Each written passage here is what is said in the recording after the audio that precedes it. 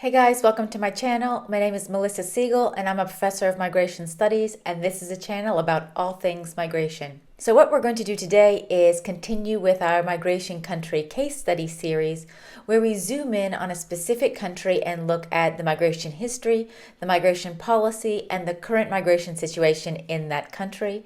And today we're going to start off with the first part in that series, looking at migration history in India. If you're interested in other countries that I have also looked into, feel free to check out my playlist here. Let's jump in and get started with the migration history of India. India has a diverse and complex migration history. I'll start with talking about migration since the Colonial Rule. I'll look at also then the 1947 Partition. That was one of the greatest migrations in human history. I'll also look at the 1970s with an increase in migration to the Gulf cooperation countries. Then we'll look at migration to Europe, and specifically also migration to the UK. Then we'll look at migration to the United States and also migration to Canada to kind of round off our migration history. And of course, if you're interested in the other videos on policy and the current situation of migration in India today, you can check out those videos here too. So now let's get started with emigration during colonial rule. India was a colony of Great Britain for quite a long time, and that has also really affected the history of many of the migration patterns that we see in India. So since the 19th century, on every continent and island in India, the Caribbean, and the Pacific Ocean, we do see ethnic Indians having communities because of these historical roots.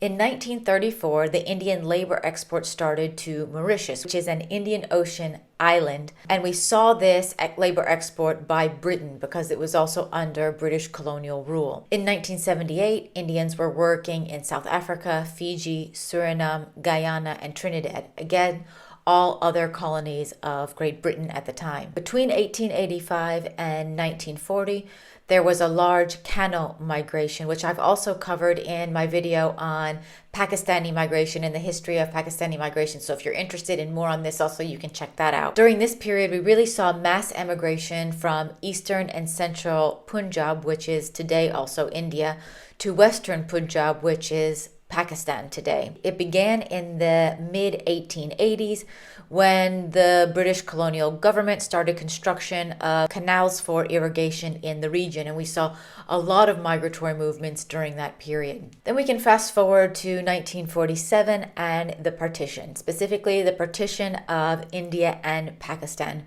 which is one of the greatest migrations in human history, especially in a short period of time. This is when the British ended their rule in India in 1947, and the subcontinent was partitioned in August of that same year into two independent states, which were India, which had a Hindu majority, and Pakistan, which had a Muslim majority.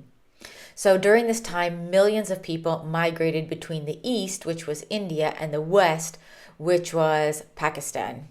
Roughly 7.2 million people, or mainly Muslims here, migrated to Pakistan, and 5.5 million Hindus and Sikhs then migrated to India. So there was really this kind of large shift in populations of the time. Many of these were mainly the migrants who had settled in the canal colonies in Pakistan. So we saw then kind of a re-migration of these groups. Migration between Pakistan and India did continue until 1971. Now, migrations between 1885 and 1940, as a result of the partition, had a large impact on the politics, economics, and sociology of the region going forward. Now, if we fast forward to the 1970s, we see an increase in migration from India to the Gulf cooperation countries. And the Gulf cooperation countries are a group of oil-rich states, including Saudi Arabia, Kuwait, Bahrain, Oman, Qatar, and the United Arab Emirates. Actually, the India Gulf migration corridor is now the second largest in the world. In the 1970s, of course, after the oil boom of the 1970s, we really saw Indian migration to the Gulf increase because of the increased need for labor in the Gulf states. In 2018, data from the Indian government estimated that there 8.5 million non-resident Indians working in the Gulf cooperation countries. Many migrant workers in the region are low skilled, and they work in various sectors including construction, which is one of the areas where they are the most represented. Now let's turn to another region and check out what's going on in Europe, or what went on with regard to migration from India to Europe. So Indian migration to Europe has a long history. Several EU countries have historical colonial links with India, including France, Portugal, the Netherlands, and of course, the United Kingdom. Indian migration to Europe has increased actually in the last 50 years for various reasons, including employment opportunities, family reunification, education reasons, business reasons, and actually also for asylum. And within Europe, the UK hosts the largest Indian community by far. So now let's turn and look specifically at Indian migration to the United Kingdom. Back in 1948, the British Nationality Act gave Commonwealth citizens, including Indians, free entry to Britain at the time. As a result, we saw thousands of Indians migrate to the UK through the 1950s for the purpose of work and settling in the UK. Now, between 1955 and 1975, we saw the highest migration period from India to England specifically. The economic attractiveness of England and the status competition among local families and communities were the dominant factors in decision making at this time.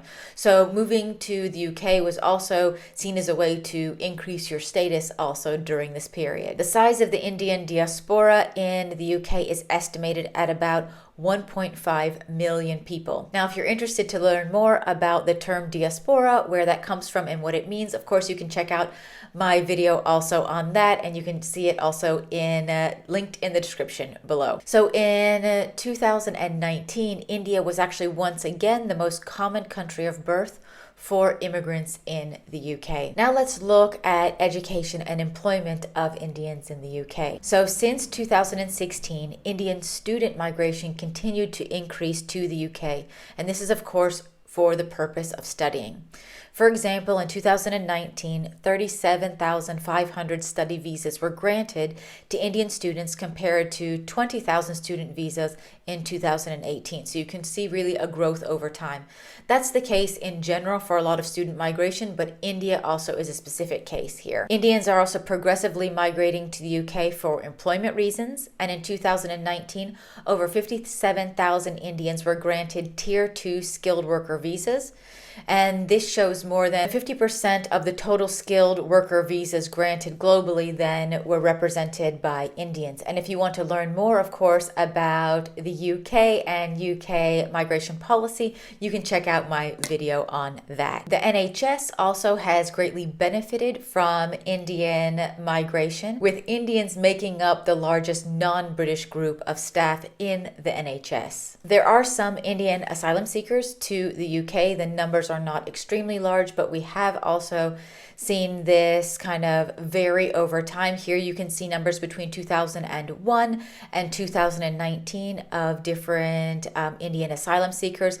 The main reasons for Indians to claim asylum in the UK include internal conflicts, violence against religious minorities, critics of the government, and marginalized communities. So here you can also see where Indians or people from an Indian background are generally living in the UK by different areas. These are the top 17 different areas in the UK where Indians are currently living. Here you can also see the age profile of Indian immigrants compared to kind of the white British majority population in the country. What you can also very clearly see is that the Indian population is in general younger than the more native British, the white British majority group. Now let's turn and look at migration of Indians to the United States. So Indian migration to the US started as early as the 19th century. But laws in 1917, 1921, and 1924 actually banned non-European immigrants, including Indians, to the US. In 1946, the Loose Color Act gave a quota of 100 Indian immigrants annually to the United States. So really a very small quota that did not allow for much mobility of Indians to the United States. In 1965, the Immigration and Nationality Act removed the Loose Color Act, so really removing these national origin quotas. And if you're interested to know more about the U.S. migration situation, and particularly also migration policy and the history of migration policy, you can check out also those videos here, and I will also link them, of course, in the description below. As a result of the Immigration and Nationality Act, we did see an increase in Indian migration to the United States immediately. And today, Indian Americans are the second largest immigrant group in the United States. 1 in 2 Indian Americans, though, feels personally connected to India, according to research. Here you can see very clearly how immigration to the United States of Indians has very clearly increased, particularly between 1980 and 2020. And here we can see the top 5 destination states within the United States for Indian-born immigrants. Those are California, Texas, New Jersey, New York, and Illinois. Now we can shift our attention to another North American country, but in this case we'll look at Indian migration to Canada. In the late 1800s, immigration began from the Indian subcontinent to Canada, and the majority was Sikh from the Punjab region. And they mostly settled in British Columbia. But hostility in British Columbia reduced the number of East Indian immigrants to Canada until World War II. After World War II, Canada changed its discriminatory immigration policies. And in 1961 and 1971, approximately 2,500 Gujari immigrants settled in Canada. After 1961, thousands of East Indian immigrants arrived to Canada from different countries. For example, between 1962 and 1992, approximately 19,000 East Indian immigrants migrated from the Caribbean to Canada. So we saw a large number of Indian immigrants migrating that did not necessarily come directly from India, but came from other countries that had had previous Indian immigration, especially during the British colonial period. Indo-Canadians are the 3rd largest non-European immigrant group in Canada today. Indo-Canadians are considered to be India's most well-integrated communities, and the largest populations are concentrated in Ontario and British Columbia. So I know that was a very quick history of Indian migration. Of course, I did not cover all of the nuances and details, but I hope that gives you a quick overview of the types of immigration that we saw really between the British colonial period to today across different regions of the world. Of course, if you're interested to learn more about Indian migration policy and the current situation of migration in India today, please, of course, check out those videos. If you liked this video, please like it, subscribe to the channel, and make sure to hit that notification bell so you don't miss any of my videos that I upload on migration every week. And I hope to see you next time. Bye-bye.